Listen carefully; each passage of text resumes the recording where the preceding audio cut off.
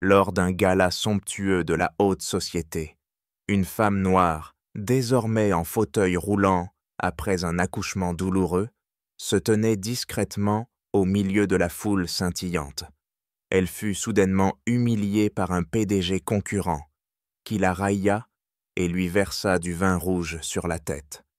Ce qu'il ignorait, c'est que la femme qu'il venait d'agresser était l'épouse du milliardaire. 10 minutes plus tard, il était expulsé de la salle de bal. Avant de plonger dans cette histoire, dites-nous d'où vous nous regardez.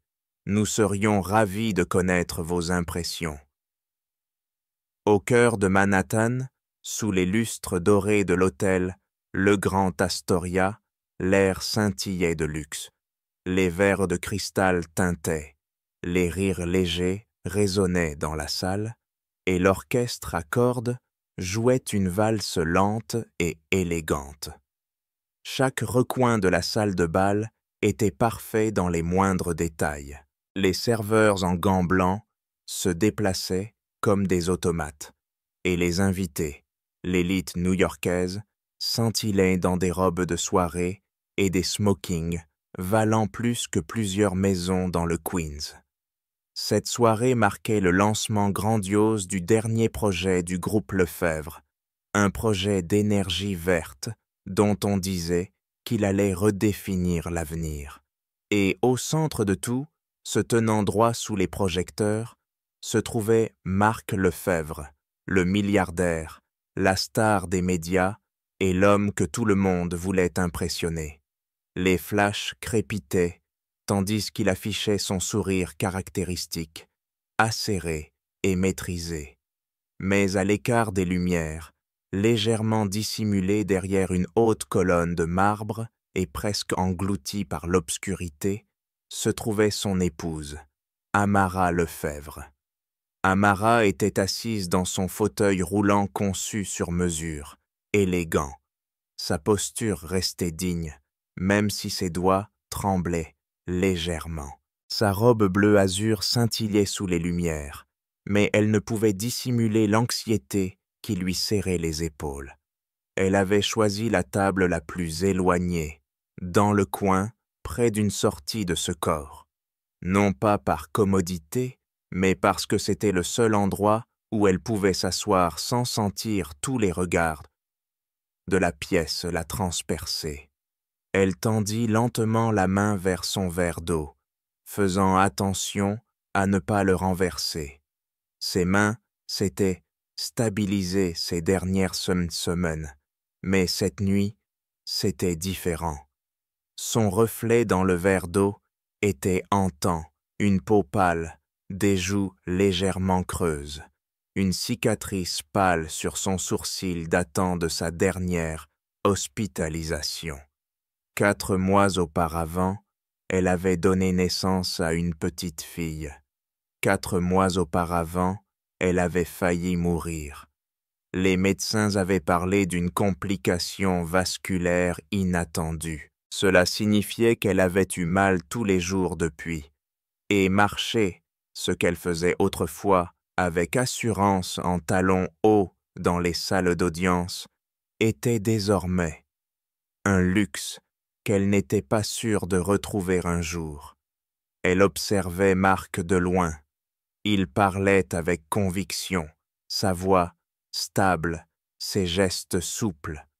Il avait l'air puissant, charismatique, exactement comme le monde aimait le voir. Pourtant, Amara ne pouvait s'empêcher de se demander si quelqu'un dans cette foule savait comment sa voix s'adoucissait aux premières heures du matin, murmurant « Tu es plus forte que tu ne le penses », alors qu'il la tenait dans ses bras pour l'aider à traverser ses crises de panique. L'homme sur scène n'était pas faux, mais il n'était pas non plus entièrement réel, pas comme il l'était avec elle. Un éclat de rire jaillit d'une table voisine. Amara tressaillit. Ce n'était pas dirigé contre elle, ou peut-être que si. Ses doigts serrèrent inconsciemment la nappe de Lynn sur ses genoux. Cette sensation était irrationnelle. Elle le savait, mais elle ne pouvait pas s'en débarrasser. Elle se sentait nue, non seulement à cause de la chaise, mais à cause du nouveau corps auquel elle apprenait encore à s'adapter. Les cernes sous ses yeux, la fragilité brodée dans chaque respiration. La salle de bal était une tapisserie de magnificence. Mais tout ce qu'Amara ressentait, c'était son isolement. Les robes de soie passaient sans s'arrêter. Les serveurs hésitaient près de sa table, incertains de s'approcher. Personne ne cherchait à parler. Personne ne la regardait dans les yeux. C'était plus facile, pensait elle, de faire semblant de ne pas être là, de ne pas appartenir à cet endroit. Elle se tourna pour regarder Marc, qui terminait maintenant son discours. La foule applaudit avec une courtoisie chaleureuse. Amara n'applaudit pas, non pas qu'elle ne soit pas fière, mais parce qu'elle sentait que le faire attirerait l'attention. Et l'attention, ce soir, était insupportable. Elle prit une lente inspiration, sa poitrine se soulevant avec difficulté. « Qu'est-ce que je fais ici ?» pensa-t-elle.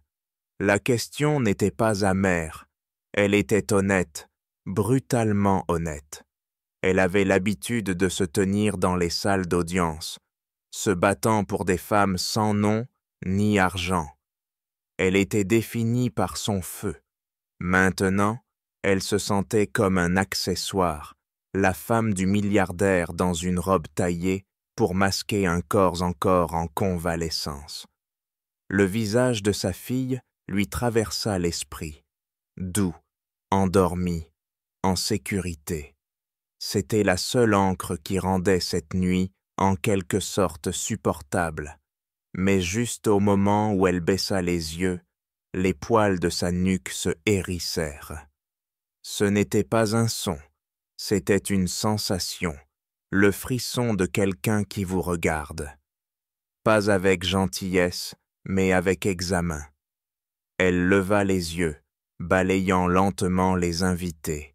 Les projecteurs éclairaient que toujours Marc, mais quelque part dans l'obscurité, une présence avait bougé. Quelqu'un l'avait vue, non pas en tant qu'épouse de Marc Lefebvre, non pas en tant que survivante, mais en tant que cible. Elle ne le savait pas encore, mais cette nuit, tout allait se briser, et le masque doré que la haute société portait allait bientôt commencer à se fissurer. La salle de bal vibrait d'un rythme élégant, le champagne pétillait dans les flûtes, la soie des robes bruissait sur le marbre, et les rires étaient assez forts pour paraître sincères. Au centre de la grande salle, un projecteur enveloppait Marc Lefebvre d'une lumière dorée, tandis qu'il parlait avec le charisme d'un leader né. Tous les yeux étaient fixés sur lui, sauf une paire. Étienne Valois se tenait près du bord de la foule, un demi-verre de whisky en équilibre dans sa main, son regard attiré ailleurs, vers une femme assise seule à la table la plus éloignée de la pièce. Son fauteuil roulant était élégant, presque stylé, mais c'était tout de même un fauteuil roulant. C'est ce qui faisait ressortir sa présence dans une pièce comme celle-ci, et Valois n'aimait pas ce qui ne semblait pas à sa place. Il plissa légèrement les yeux. L'étudiant. Elle était jeune, au début de la trentaine, peut-être silencieusement frappante. Sa robe, bien qu'élégante, ne criait pas la richesse. Ses cheveux étaient relevés proprement, sans ostentation. Pas de bijoux criards, pas de suite. Personne ne la saluait. Elle ne se fondait pas dans la foule, ne regardait même pas autour de la pièce. Elle regardait silencieusement la scène, ses mains posées proprement sur ses genoux. Valois sirota lentement son verre, laissant la chaleur brûlante lui descendre la gorge, tandis que son esprit commençait à travailler. Une cliente de l'hôtel, une invitation caritative, une de ces célébrités des médias sociaux qu'ils laissent entrer maintenant pour montrer à quel point nous sommes inclusifs. Il renifla doucement. Un jeu d'images, putain de fatigant. Il détestait ces fêtes, les sourires forcés, les conneries environnementales exhibées comme des innovations, la jeune génération applaudissant l'impact plutôt que le profit. Mais ce qu'il détestait le plus, c'était l'érosion des standards. À l'époque, il fallait gagner sa place dans une pièce comme celle-ci, pensa-t-il amèrement. Maintenant, il laisse n'importe qui entrer ou rouler, tant qu'ils ont l'air intéressants sur un prospectus. Ses lèvres se courbèrent, légèrement sans la voyant bouger sur sa chaise, ajustant l'ourlet de sa robe. Le mouvement n'était pas maladroit, il était délibéré, calme. Pourtant, il y avait quelque chose chez elle qui l'agaçait. Peut-être était. La façon dont elle était assise si tranquillement, comme si elle n'avait rien à prouver, comme si elle pensait qu'elle appartenait à cet endroit. Il se pencha vers un serveur qui passait, prit un verre supplémentaire de son plateau et commença à traverser la pièce, sans la moindre hésitation. Ses pas étaient délibérés et pleins d'assurance, la foule s'écartant automatiquement pour lui sans qu'il ait besoin de demander. C'est ainsi que le pouvoir se déplace, silencieusement, sans excuse. Quand il s'approcha de sa table, la femme leva les yeux. Leurs regards se croisèrent un instant. Ses yeux étaient calmes, illisibles, avec une force silencieuse qui le mettait plus mal à l'aise qu'il ne voulait l'admettre. Il couvrit ce moment d'un sourire, le genre de sourire destiné à faire baisser la garde. « Bonsoir, dit-il, posant doucement le verre de vin sur le bord de sa table sans y être invité. Assez inhabituel de voir quelqu'un se cacher à l'arrière. L'expression de la femme ne changea pas. Elle hocha poliment la tête. Parfois, le calme vaut mieux que l'attention. Valois gloussa doucement. On ne peut pas contredire cela, cela dit. Dans une pièce comme celle-ci, les gens paient des millions juste pour être vus. Elle eut un faible sourire, mais ne dit rien. Cela l'agaçait. La plupart des gens, surtout ceux qui essayaient de monter, saisissaient toutes les occasions de parler, de nommer des noms, de vendre une version d'eux-mêmes. Mais pas elle. Elle se contenta de le regarder, calme et sereine.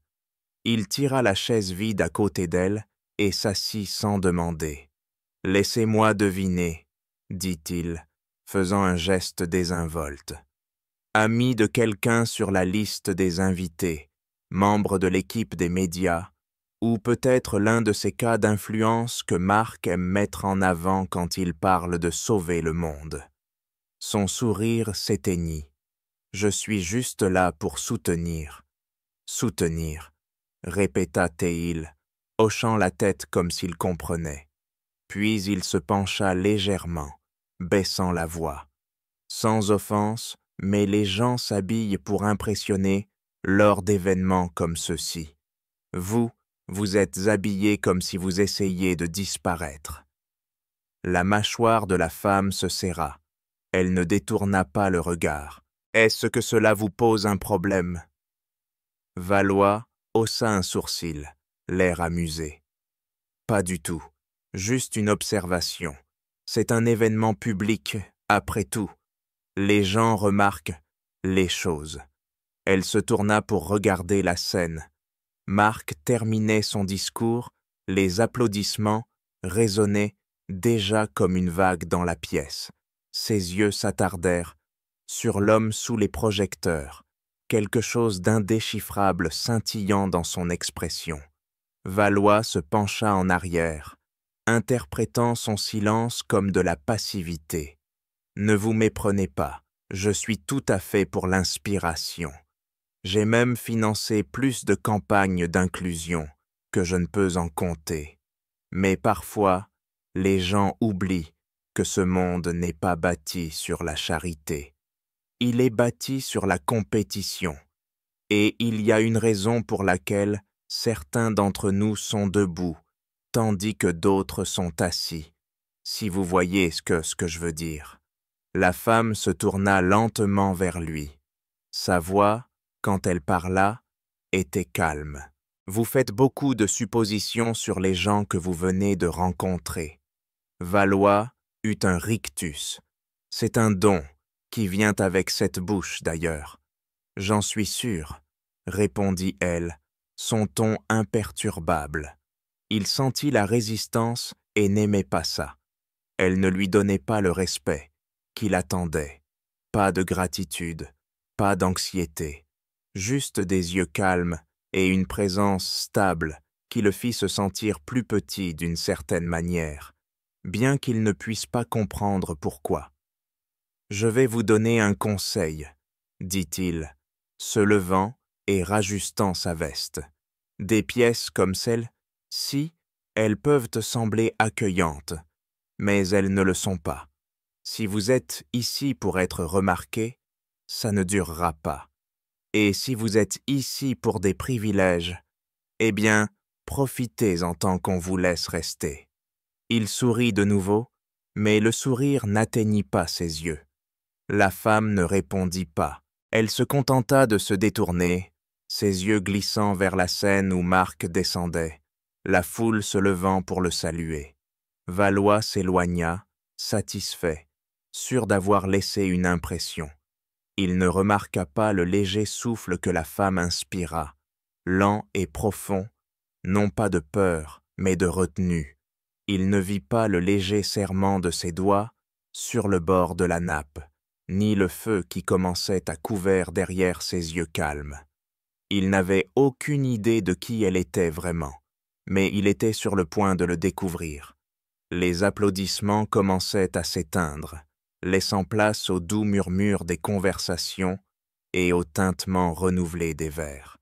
Les invités commençaient à se lever de leur table, se dirigeant vers la scène où Marc serrait des mains et échangeait des hochements de tête courtois. Mais dans le coin éloigné de la salle de bal, sous la lumière tamisée d'un lustre pas assez chaud, Amara Lefebvre restait silencieusement assise, les yeux fixes mais lointains, son esprit essayant de se stabiliser après la rencontre désagréable qu'elle venait de vivre. Elle se préparait à partir, non pas physiquement, pas encore, mais émotionnellement. Elle se recroquevillait, se rétractait couche par couche, de la manière que l'on apprend après trop de pièces comme celle-ci. Elle commença à tendre lentement la main vers sa petite pochette sur ses genoux, ses doigts glissant sur le satin doux, quand elle entendit le son indubitable d'une chaise raclée, tirée trop près. Son cœur se serra. Elle leva les yeux, et il était là, Étienne Valois, de nouveau debout à sa table, cette fois sans son masque de charme. « Je pensais revenir pour une vraie conversation, » dit-il, sa voix abrupte, les mots traînant avec une suffisance qui avait abandonné toute prétention. « Vous n'avez pas répondu à ma question tout à l'heure. Qui vous a autorisé à entrer ici ?» Amara plissa légèrement les yeux, mais garda sa voix calme. « J'ai dit que j'étais là pour soutenir. » Il se pencha en avant, posant doucement une articulation de son doigt sur le bord de sa table, son sourire ressemblant maintenant plus à un rictus qu'à autre chose. Soutenir. Ça sonne ridicule. Vous savez ce que je pense. Je pense que vous êtes le genre de personne que ces événements utilisent pour se sentir bien. La sympathie de façade, l'image caritative, un petit oiseau blessé dans une jolie robe à exhiber pour les photos de presse. Amara sentit le sang quitter son visage, ses lèvres s'entr'ouvrirent pour répondre, mais il la coupa avant qu'une syllabe ne puisse s'échapper. « Laissez-moi deviner, » continua-t-il, sa voix basse et dure. « Vous faites partie d'un programme de sensibilisation. Ils vous ont mis ici pour que les donateurs puissent se vanter et dire « Regardez comme nous sommes inclusifs ». Vous avez probablement répété une histoire entière devant un miroir, une histoire tragique, quelques diplômes, peut-être une histoire larmoyante sur l'auto-apprentissage pour traverser la faculté de droit. N'est-ce pas? Amara le regarda, stupéfaite. Son cœur battait la chamade, non pas de peur, mais d'autre chose de plus lourd, une fureur mêlée d'incrédulité. Elle ne se souvenait même pas de la dernière fois que quelqu'un lui avait parlé de cette manière. Ou peut-être que si, mais elle l'avait enterrée profondément sous des années, à entendre qu'elle était trop forte pour être ébranlée. « Je ne vous dois aucune explication, » dit-elle doucement. Les yeux de Valois s'assombrirent, Maud. Il gloussa, un rire bas et cruel. « Vous avez raison, vous ne me devez rien, mais laissez-moi vous donner quelque chose en retour. Un conseil, la prochaine fois que vous voulez jouer à vous déguiser et vous faufiler dans une pièce comme celle-ci, choisissez peut-être un endroit où vous ne serez pas remarqué. Parce qu'en ce moment, ma chérie, vous avez l'air d'une misérable blague. » Les mains d'Amara tremblèrent, alors qu'elle saisissait de nouveau sa pochette. Cette fois, elle voulait vraiment partir. Elle ne resterait pas une seconde de plus, pas quand son corps hurlait de protestation, pas quand sa dignité était égratignée par un homme qui ne savait même pas qui elle était, mais juste au moment où elle commença à reculer son fauteuil, il tendit soudain la main et saisit l'accoudoir voisin. Le mouvement était définitif, contrôlé, agressif dans son assurance. Elle se figea. « Qu'est-ce que vous faites » commença-t-elle, sa voix se haussant maintenant, mais il était trop tard. Valois tendit la main par-dessus la table, attrapa le verre de vin rouge intouché de sa place, son verre, et sans la moindre hésitation, l'inclina vers l'avant. Le vin se déversa d'abord sur son cuir chevelu, froid, poisseux. Il coula sur son front, sur ses tempes, le long de la courbe de sa joue, et s'infiltra sous son col. Elle inspira brusquement, et elle haleta tandis que le liquide froid s'infiltrait à travers la soie de sa robe, la teignant d'un cramoisi profond. La pièce entière n'avait pas encore remarqué. La musique continuait. Les rires n'avaient pas cessé, mais dans leur petite bulle, le temps s'était arrêté. Valois se redressa, rajustant le revers de sa veste, comme s'il n'avait fait que renverser un verre d'eau et rien de plus. « Ceci, dit-il calmement, en la regardant, sa voix basse et dure, est un espace pour ceux qui l'ont mérité, pour ceux qui y appartiennent, pas pour les pitoyables accessoires traînés pour marquer des points de pinky de vertu, pas pour des femmes comme vous. » Les derniers mots déchirèrent en l'air comme du verre brisé. Amara resta immobile. Sa peau picotait de choc, non pas à cause du vin, mais à cause de l'agression flagrante, de cette attaque non seulement contre son corps, mais contre sa dignité. Sa poitrine se souleva rapidement, sa gorge se serra. Elle sentait le vin s'enfoncer plus profondément dans le tissu, froid sur sa peau, brûlant pour son estime de soi. Et elle ne dit rien, non pas par faiblesse, mais parce qu'à ce moment-là, les mots se seraient brisés. Quelque part au loin, quelqu'un rit trop fort. Le tintement des verres résonna d'une autre table. La vie dans la salle de bal continuait, inconsciente, indifférente, et Étienne Valois s'éloigna, satisfait, laissant une traînée d'arrogance derrière lui, comme si rien ne s'était passé. Il ne tourna même pas la tête. Amara tendit lentement la main vers une serviette, ses doigts maintenant humides. Elle la plaça soigneusement sur son front, absorbant le plus de vin possible. Ses mains, ne tremblaient plus. Elles étaient stables, solides comme le roc. Sa respiration ralentit, même si ses joues étaient encore mouillées. Mais ses yeux n'avaient plus d'incrédulité. Ils contenaient une détermination, et dans le vide silencieux qui l'entourait, une vérité s'était solidifiée comme de la pierre dans sa poitrine. Cet homme ne savait pas qui elle était, mais il allait bientôt le découvrir. Le vin rouge s'infiltra à travers la soie délicate de la robe d'Amara, coulant lentement sur la courbe de sa mâchoire, s'attardant sur le bord de sa clavicule, avant de disparaître dans les profonds plis du tissu sur ses cuisses. Le froid s'estompa, remplacé par une chaleur brûlante, juste sous sa peau, non pas physique, mais émotionnelle, une vibration qui partait de l'intérieur, tremblante au bord de l'explosion. Elle ne parla pas, elle ne cria pas. Elle ferma simplement les yeux en une longue inspiration, régulière et profonde, et tendit de nouveau la main vers la serviette sur la table. Autour d'elle, le murmure élégant de la salle de bal continuait, inconscient encore un instant, mais ce silence ne durerait pas. Un léger halètement s'éleva d'abord d'une table à 2 rangs. Une femme venait de se retourner juste au moment où Valois s'éloignait, ses yeux s'arrêtant sur la robe d'Amara ruinée et la tache cramoisie sur son visage. Puis un autre invité leva les yeux, puis un autre.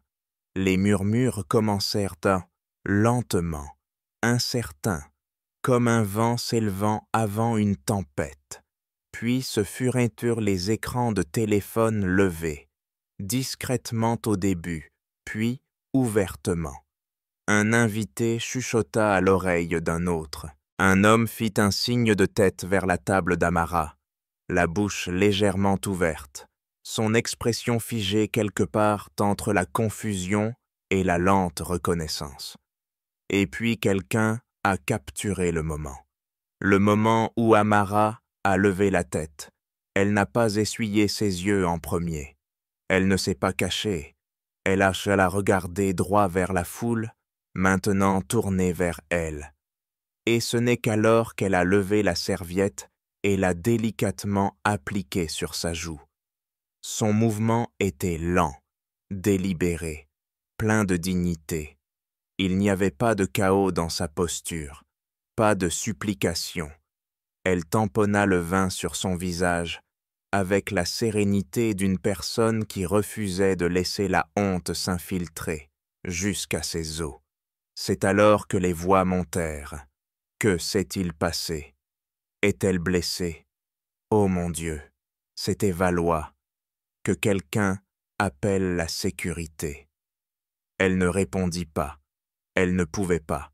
Sa gorge lui faisait mal à force de retenir. Ses côtes se serraient sous le poids de ce qu'elle refusait de laisser transparaître. Mais elle se tenait droite. Ses yeux étaient maintenant secs. Sa dignité était enveloppée autour d'elle plus étroitement qu'aucune robe de créateur n'aurait pu le faire. Elle ne s'effondrerait pas. Pas ici. Pas pour eux. De l'autre côté de la salle de bal, près du grand escalier, un agent de sécurité se déplaçait avec une urgence soudaine, ses 2 doigts sur son oreillette, murmurant dans son micro. Puis il pivota et se dirigea vers le couloir menant à l'arrière-scène. 30 secondes passèrent, puis 60 secondes et la foule commença à s'écarter. Une aura avait imprégné l'espace avant même son arrivée. Les gens se retournèrent instinctivement, la tête tournant, les chuchotements changeant de ton, certains téléphones tombant sur le côté, d'autres étant levés plus haut. Les applaudissements précédents pour le discours de Marc Lefebvre avaient été formels, comme on s'y attendait. Mais cette énergie était différente. La pièce réalisait que quelque chose allait se produire, quelque chose d'important. Marc entra non pas avec ostentation, mais avec un poids. Son costume parfaitement ajusté n'était pas ce qui conférait l'autorité. C'était l'expression sur son visage, une fureur contenue, un objectif concentré et quelque chose d'autre, de la peur. Ses yeux trouvèrent Tamara immédiatement. Il ne se précipita pas, mais chaque pas était précis, lourd d'intention. La mère d'invité s'écarta pour lui sans qu'il ait besoin de demander. Son équipe de sécurité le suivait, silencieuse et vigilante, balayant la pièce du regard. Mais Marc ne voyait qu'elle. Quand il atteignit la table, il s'agenouilla à côté de son fauteuil roulant, non pas en panique, mais avec révérence. Il tendit la main et essuya doucement avec son pouce la dernière trace de vin qui commençait à sécher sur sa pommette. « Es-tu blessé ?» demanda Théil, sa voix basse et tendue. Amara secoua la tête une fois. Sa main trouva la sienne, ses doigts se refermèrent sur sa paume avec une force silencieuse. Elle n'eut pas besoin de parler. Il avait compris. Marc se leva lentement, se tournant vers la foule. Son regard balaya la pièce. Il ne fallut pas longtemps pour repérer Valois. L'homme se tenait maintenant près du bar, sa posture moins décontractée. Il était pâle sous la lumière ambrée, sa mâchoire serrée, ses yeux jetant des regards anxieux entre la foule qui se rassemblait et le milliardaire qui avançait à grands pas vers lui. Valois se redressa tandis que Marc s'approchait, essayant de forcer un sourire, mais échouant. « Marc, » dit-il précipitamment, un ton faussement jovial, « écoutez, je pense qu'il y a un malentendu ici. Je ne faisais que discuter un peu avec cette femme. » « Et cette femme, » dit Marc, sa voix calme mais tranchante, « est ma femme. » Les mots résonnèrent comme un coup de tonnerre. Le silence se répandit autour d'eux. Même l'orchestre hésita un instant avant de reprendre son rythme. Le sourire de Valois s'évapora instantanément. Je n'avais pas réalisé. Je veux dire, elle n'a rien dit. Marc s'approcha. À quelques centimètres seulement, il n'éleva pas la voix. Il n'en avait pas besoin. La pièce entière se pencha pour écouter chaque mot. Vous l'avez humilié. Vous avez posé votre main sur sa chaise. Vous lui avez versé du vin dessus devant des centaines de personnes. Vous ne lui avez pas demandé qui elle était, parce que vous pensiez déjà savoir. Sa voix resta égale, mais sa mâchoire se serra de rage contenue. Vous avez supposé. Valois ouvrit de nouveau la bouche, mais Marc leva une main. L'action le fit taire. C'est un événement privé, continua Marc, ses yeux maintenant rivés sur ceux de Valois. Et à partir de ce moment, vous ne serez plus jamais le bienvenu à aucun événement organisé par ma société. Les agents de sécurité derrière Marc firent un pas en avant.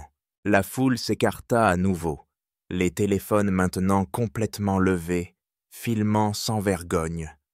L'ère de la discrétion était révolue depuis longtemps, et Valois, pour la première fois depuis des décennies, ressemblait à un homme acculé. Il tenta de rire, mais le son resta coincé dans sa gorge. « Allons, Marc, soyons raisonnables. »« Vous voulez être raisonnable, » dit Marc, faisant un dernier pas.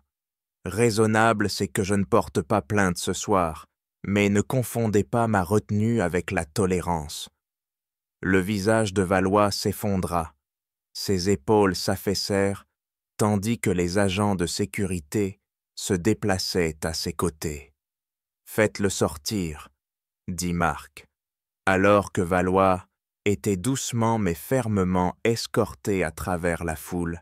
Les murmures autour d'eux montèrent comme une marée. Certains observaient en silence, d'autres chuchotaient avec une joie évidente, et d'autres encore, surtout les femmes présentes dans la pièce, hochèrent légèrement la tête comme si elles avaient été témoins de quelque chose qui aurait dû se produire depuis longtemps. De retour à sa table, Amara restait immobile, ses doigts posés légèrement sur ses cuisses. Elle observa tout, mais non pas avec vengeance. Elle ne sourit pas, elle ne célébra pas. Elle respirait lentement, régulièrement, fermement. Sa poitrine lui faisait encore mal. Son estime de soi était encore meurtrie, mais sa dignité était intacte. Elle tourna légèrement la tête, la serviette toujours dans sa main, et se permit de regarder la foule droit dans les yeux pour la première fois. Personne ne détourna le regard. La salle de bal n'était plus la pièce d'il y a quelques minutes. La musique s'était apaisée en un murmure d'arrière-plan, oublié par l'orchestre qui restait immobile derrière ses instruments. Les rires et les conversations qui résonnaient autrefois librement entre les lustres et le champagne avaient été remplacés par un silence épais qui s'accrochait au marbre comme de la fumée. Chaque invité, des PDG aux épouses patriciennes, restait immobile, les mains tenant leurs verres en l'air, serrant leur sac à main contre leur poitrine, leur attention non pas captivée par le faste de la soirée, mais par le règlement de compte qui se déroulait sous leurs yeux, tandis que la sécurité guidait Étienne Valois vers la porte, ses pieds traînant légèrement sur le sol, ses épaules affaissées dans la défaite. Les caméras clignotaient sans relâche. Des dizaines de téléphones suivaient chacun de ses pas, et chaque instant de sa retraite était capturé. Le prédateur, sûr de lui et désinvolte quelques instants auparavant, ressemblait maintenant à un homme complètement brisé. L'air résonnait de chuchotements, mais aucun n'était assez fort pour lui offrir une excuse. Pas maintenant, pas après ce qu'ils avaient vu.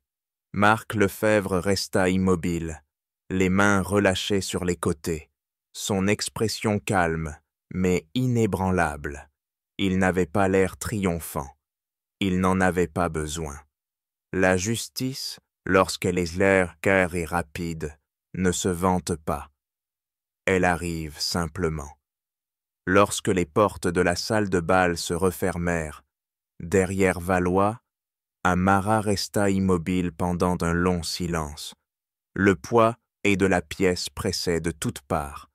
Des dizaines de regards étaient fixés sur elle, les objectifs des téléphones toujours levés, les bouches entr'ouvertes de stupéfaction ou d'excuses, mais elle ne sia pas.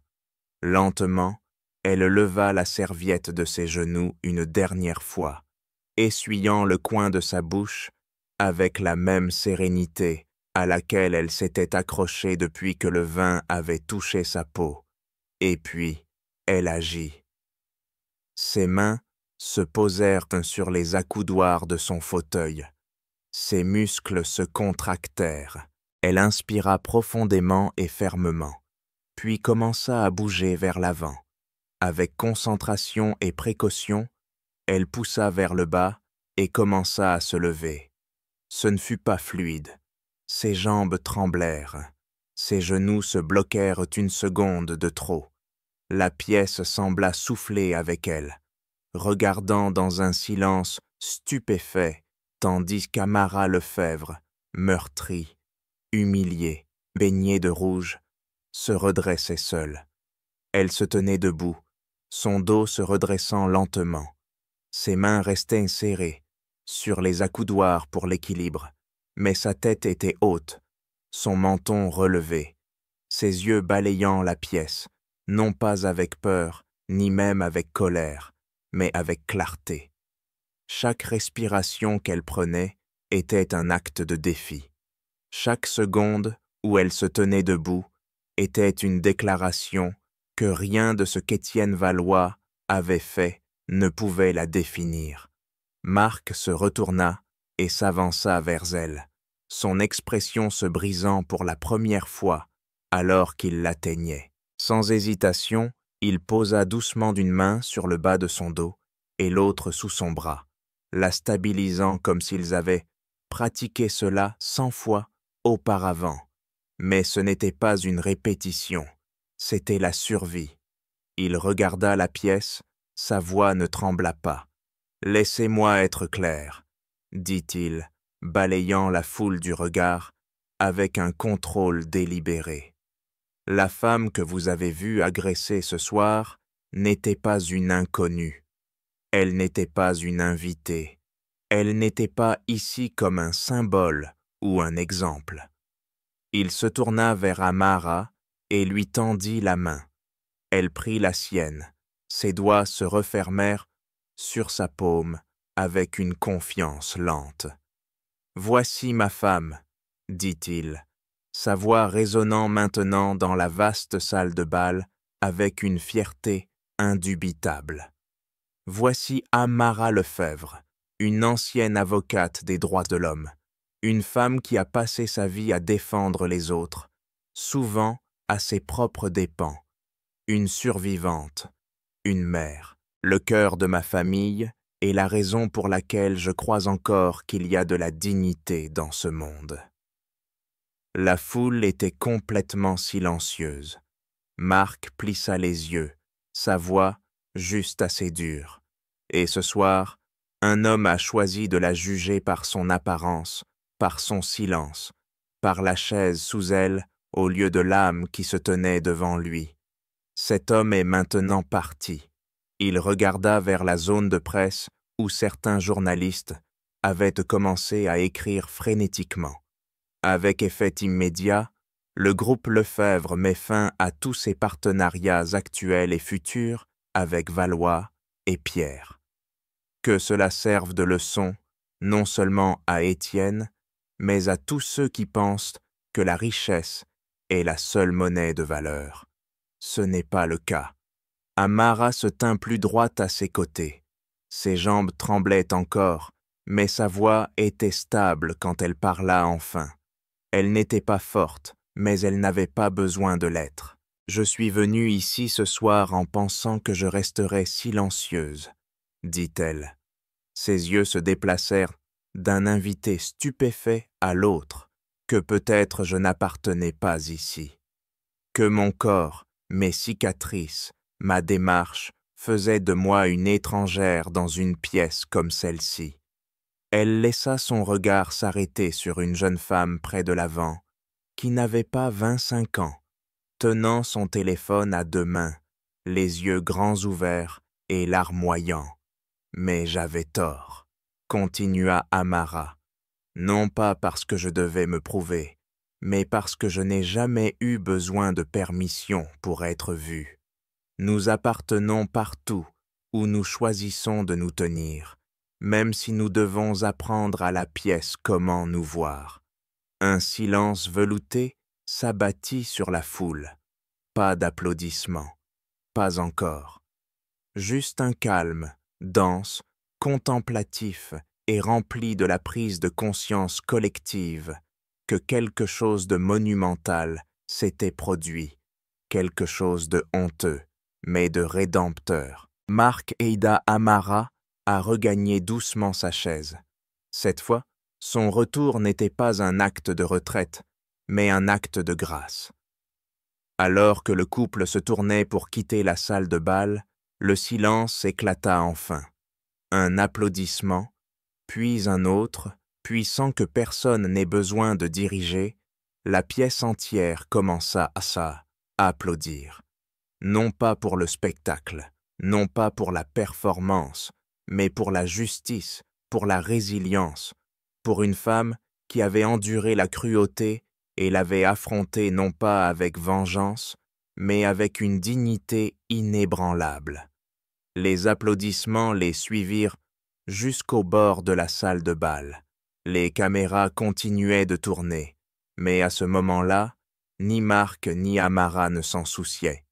Ils ne partaient pas pour prouver quoi que ce soit. Ils partaient entiers. Et quand les portes se refermèrent derrière eux, le message qu'ils laissaient n'avait pas besoin d'être répété. Ne jugez jamais une personne d'après ce que vous pensez voir. La force ne parle pas toujours. Parfois, elle se contente de se lever. Rejoignez-nous pour partager des histoires inspirantes en cliquant sur j'aime et en vous abonnant. N'oubliez pas d'activer la cloche de notification pour commencer votre journée avec des leçons profondes et une empathie sincère.